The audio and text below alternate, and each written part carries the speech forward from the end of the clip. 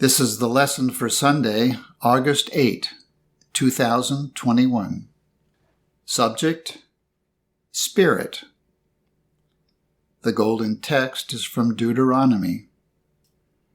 Out of heaven he made thee to hear his voice, that he might instruct thee. The responsive reading is from Psalms. He that dwelleth in the secret place of the Most High shall abide under the shadow of the Almighty.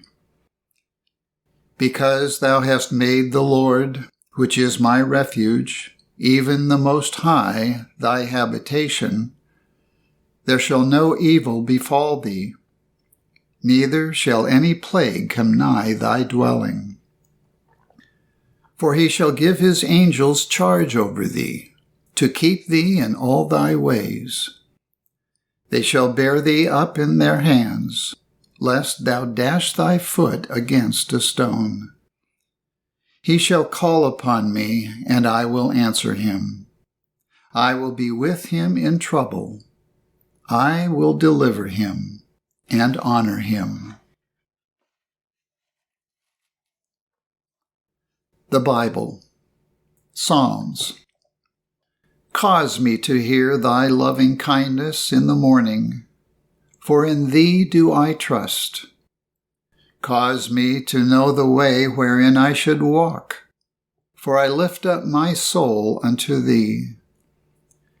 Teach me to do thy will, for thou art my God. Thy Spirit is good. Lead me into the land of uprightness.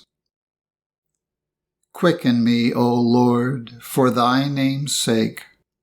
For thy righteousness' sake, bring my soul out of trouble. The angel of the Lord encampeth round about them that fear him, and delivereth them.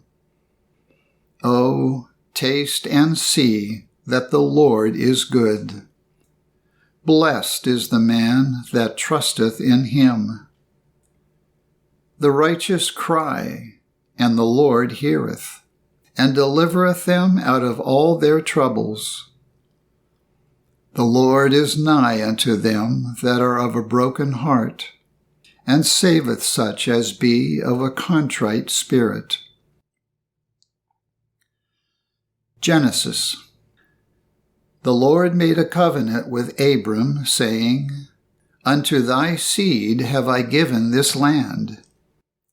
Now Sarai, Abraham's wife, bare him no children, and she had an handmaid, an Egyptian, whose name was Hagar. I pray thee, go in unto my maid.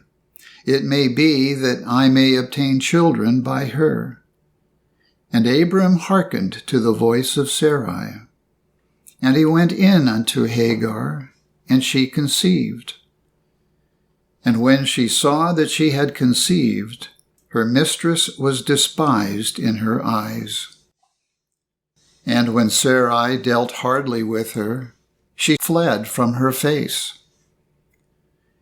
And the angel of the Lord found her by a fountain of water in the wilderness, by the fountain in the way to Shur.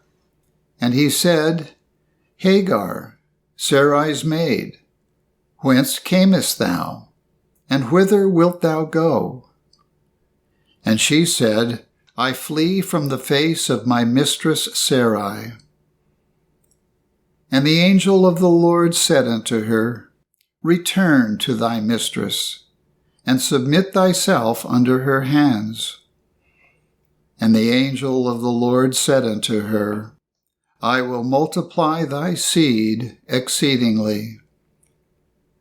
And Hagar bare Abram a son, and Abram called his son's name, which Hagar bare, Ishmael.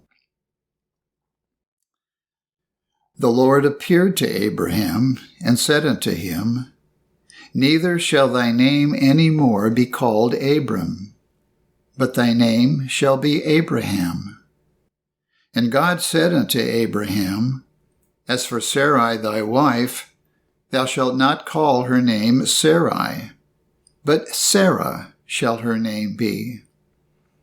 And God said, Sarah thy wife shall bear thee a son indeed, and thou shalt call his name Isaac. And as for Ishmael, I have heard thee. Behold, I have blessed him, and I will make him a great nation. But my covenant will I establish with Isaac. And Abraham called the name of his son that was born unto him, whom Sarah bare to him, Isaac. And the child grew and was weaned. And Sarah saw the son of Hagar the Egyptian, which she had borne unto Abraham, mocking. Wherefore she said unto Abraham, Cast out this bondwoman and her son. For the son of this bondwoman shall not be heir with my son, even with Isaac.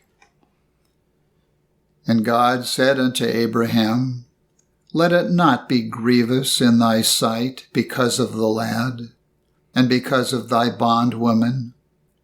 In all that Sarah hath said unto thee, hearken unto her voice. And Abraham rose up early in the morning, and took bread and a bottle of water, and gave it unto Hagar, putting it on her shoulder, and the child, and sent her away. And the water was spent in the bottle, and she cast her child under one of the shrubs. And God heard the voice of the lad. And the angel of God called to Hagar out of heaven, and said unto her, What aileth thee, Hagar? Fear not, for God hath heard the voice of the lad where he is. Arise, lift up the lad, and hold him in thine hand. And God opened her eyes, and she saw a well of water, and she went and filled the bottle with water, and gave the lad drink. And God was with the lad. 1 Corinthians. Your faith should not stand in the wisdom of men, but in the power of God. But as it is written, Eye hath not seen, nor ear heard, neither have entered into the heart of man the things which God hath prepared for them that love him. But God hath revealed them unto us by his Spirit. For the Spirit searcheth all things, yea, the deep things of God. For what man knoweth the things of a man, save the spirit of man which is in him? Even so the things of God knoweth no man, but the Spirit of God. Now we have received not the spirit of the world, but the Spirit which is of God, that we might know the things that are freely given to us of God. Which things also we speak, not in the words which man's wisdom teacheth, but which the Holy Ghost teacheth, comparing spiritual things with spiritual. But the natural man receiveth not the things of the Spirit of God, for they are foolishness unto him. Neither can he know them, because they are spiritually discerned. But he that is spiritual judgeth all things, yet he himself is judged of no man. For who hath known the mind of the Lord, that he may instruct him? But we have the mind of Christ.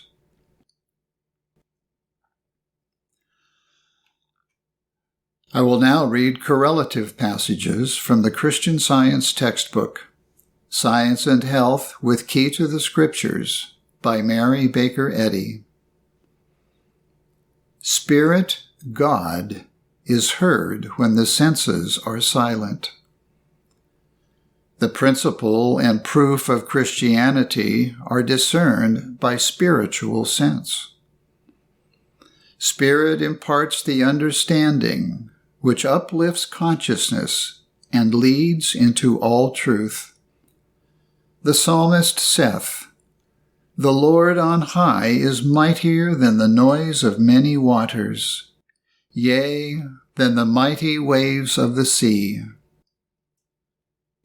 Spiritual sense is the discernment of spiritual good. Understanding is the line of demarcation between the real and unreal.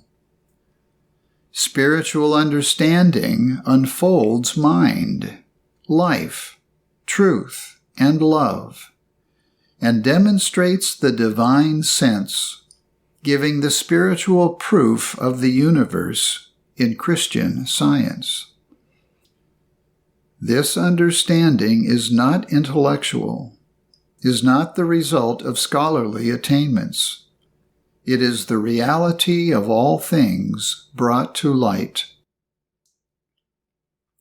Spirit, God, gathers unformed thoughts into their proper channels and unfolds these thoughts, even as he opens the petals of a holy purpose in order that the purpose may appear.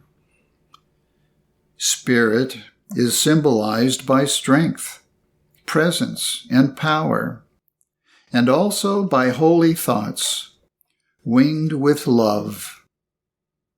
These angels of his presence, which have the holiest charge, abound in the spiritual atmosphere of mind, and consequently reproduce their own characteristics. Their individual forms we know not, but we do know that their natures are allied to God's nature, and spiritual blessings, thus typified, are the externalized, yet subjective states of faith and spiritual understanding. The soul-inspired patriarchs heard the voice of truth and talked with God as consciously as man talks with man. The ancient prophets gained their foresight from a spiritual, incorporeal standpoint, not by foreshadowing evil and mistaking fact for fiction, predicting the future from a groundwork of corporeality and human belief.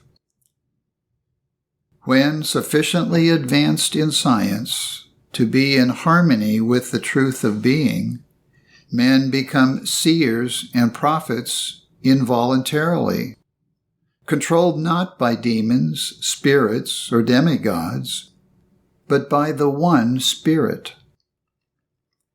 It is the prerogative of the ever-present divine mind, and of thought which is in rapport with this mind, to know the past, the present, and the future. Angels, God's thoughts passing to man. Spiritual intuitions, pure and perfect. The inspiration of goodness, purity, and immortality, counteracting all evil, sensuality, and mortality. Angels are not etherealized human beings, evolving animal qualities in their wings, but they are celestial visitants, flying on spiritual, not material pinions. Angels are pure thoughts from God, winged with truth and love, no matter what their individualism may be. My angels are exalted thoughts, appearing at the door of some sepulchre, in which human belief has buried its fondest earthly hopes. With white fingers they point upward to a new and glorified trust, to higher ideals of life and its joys. Angels are God's representatives. These upward soaring beings never lead towards self, sin, or materiality, but guide to the divine principle of all good, whither every real individuality, image, or likeness of God gathers. By giving earnest heed to these spiritual guides, they tarry with us, and we entertain angels unawares.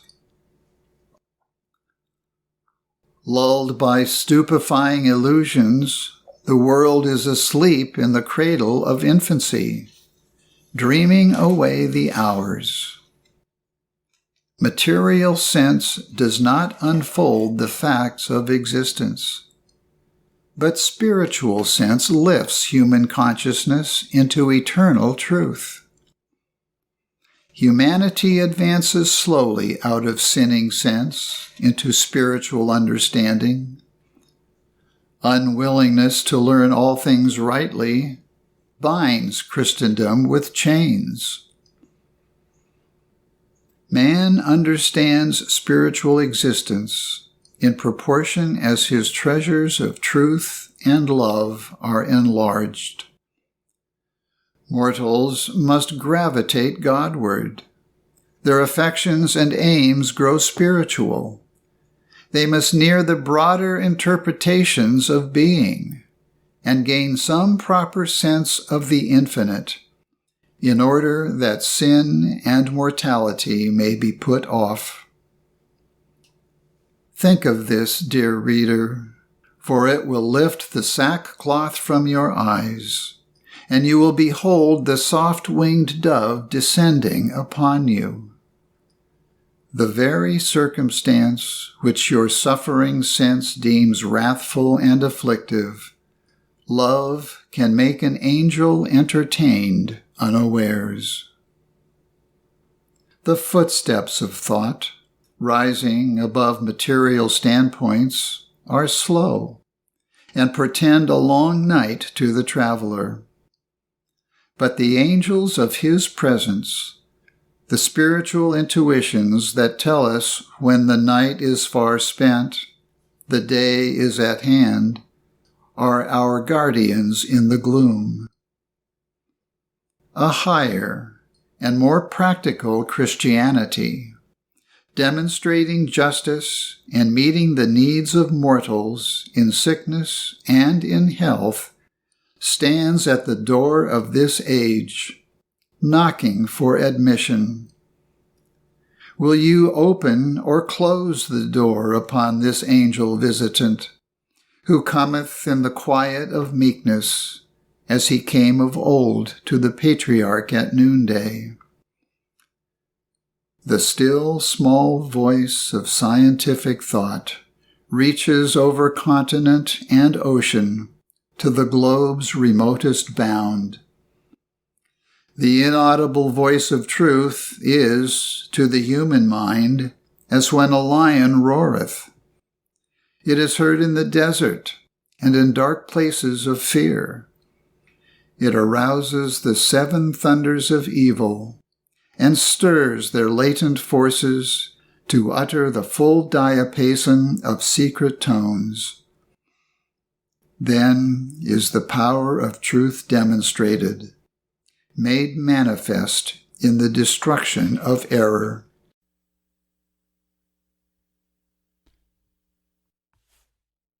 I will now read the 3 daily duties from the Church Manual by Mary Baker Eddy.